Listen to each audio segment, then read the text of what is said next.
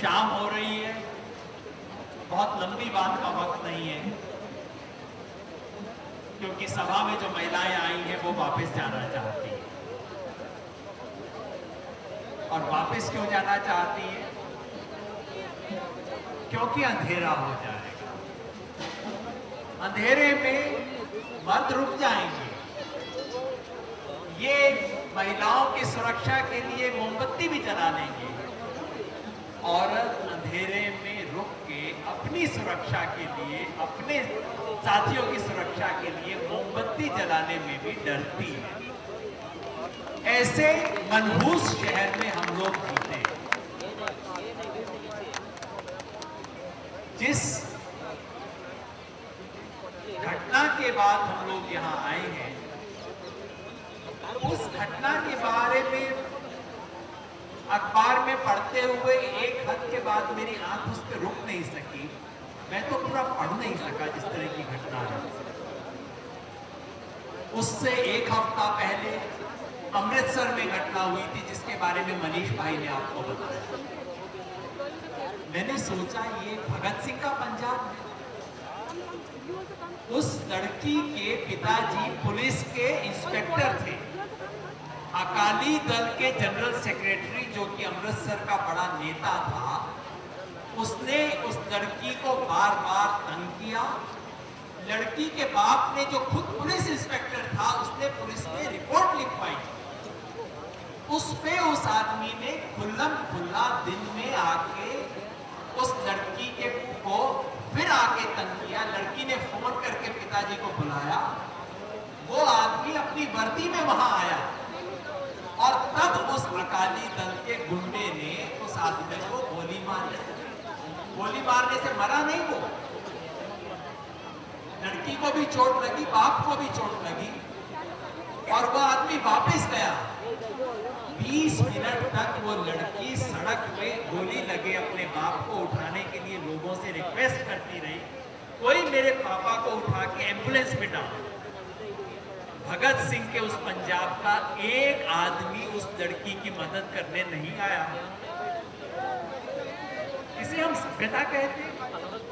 वो आदमी 20 मिनट के बाद दोबारा आया और तब उसने उसकी छाती पे बंदूक रख के दोबारा गोली मारी और वो आदमी मर। ये आपके समाज की घटना है, एक हफ्ता पहले की घटना है अमृतसर। मुझे नारों से डर लगता है भाई साहब। यहाँ मंच पे खड़े होकर हम फांसी भी मांग लेंगे, नपुंसकता भी मांग लेंगे, हम सब यहाँ खड़े हुए हम कुछ भी मांग सकते हैं, हमारा क्या जाएगा। हिम्मत वो है जो उस लड़की ने उस रात को बस में दिखाई। हिम्मत वो होगी जो मेरे मनीष भाई ने कही, गोपाल भाई ने कही, ये जो हम सब लोग टोपी पहनने की हिम्मत कर रहे हैं। मैं तो उतनी हिम्मत नहीं कर रहा हूं, लेकिन जिसने हिम्मत की है टोपी पहनने की, अगर वो देखे किसी सुनसान गली में, अगर वो देखे डीटीसी की किसी बस में, वो देखे मेट्रो में, किसी स्टेशन में, किसी लड़की के साथ वो होता देखे, जो यार कितनी लड़कियों ने आके बोला, कितनी औरतों ने बोला, हर औरत के साथ होता। आज तक मैं जिंदगी में किसी औरत को नहीं मिला हूं। मैंने अपनी 80 साल की माँ से पूछा, उसने अपने बचपन की कहानियां बताई। कोई औरत इस देश में नहीं है जिसके साथ कोई ना कोई ऐसी घटना नहीं है। और अगर वो घटना होते हुए टोपी वाला कोई इंसान वहां खड़ा हो, उसे अपनी टोपी की कसम है, अगर वो उस टाइम वहां बात ना करे तो यहाँ नारे आके हवा में लगाने का कोई मतलब नहीं।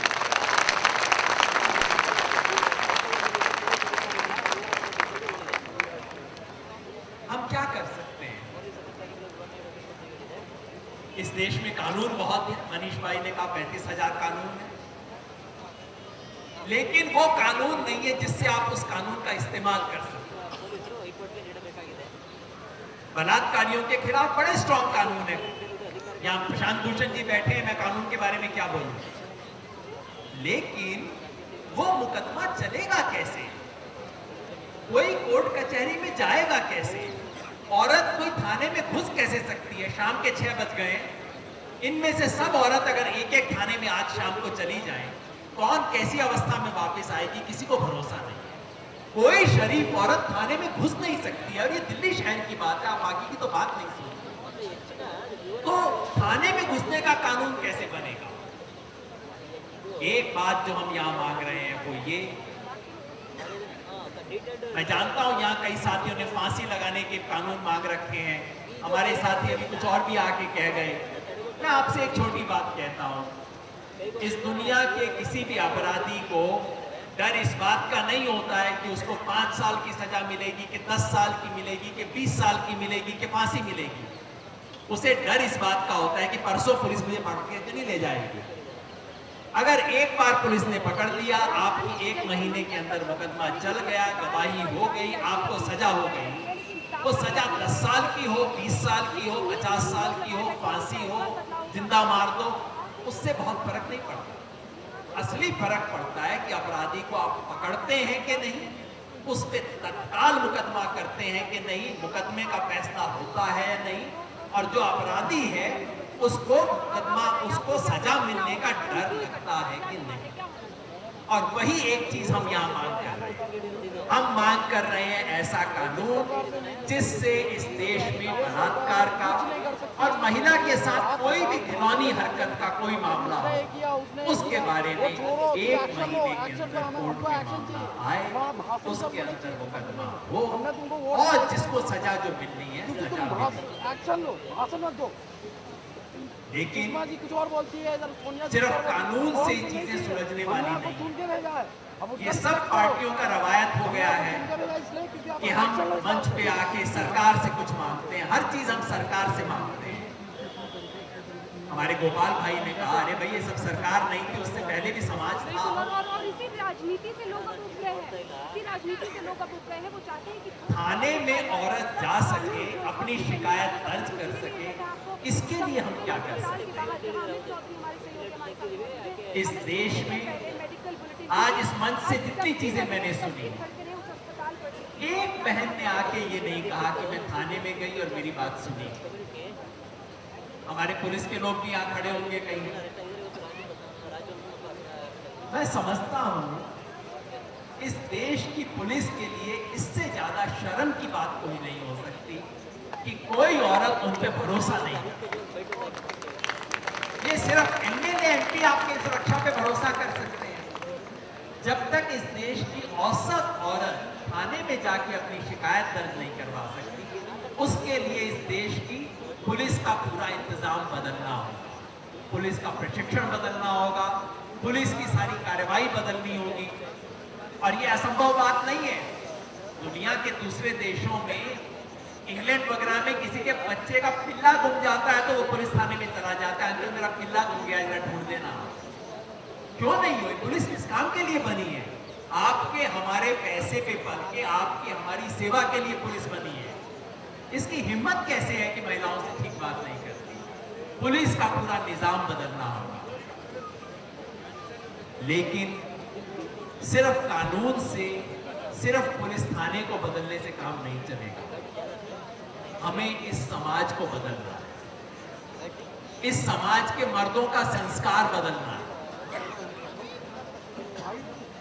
जब इस सवाल पे बोलने के खड़ा होता हूं, मुझे संकोच होता है। मुझे लगता है कि जो पाप करने वाले हैं, जो अपराध करने वाले हैं, मैं भी तो उनमें से एक हूं।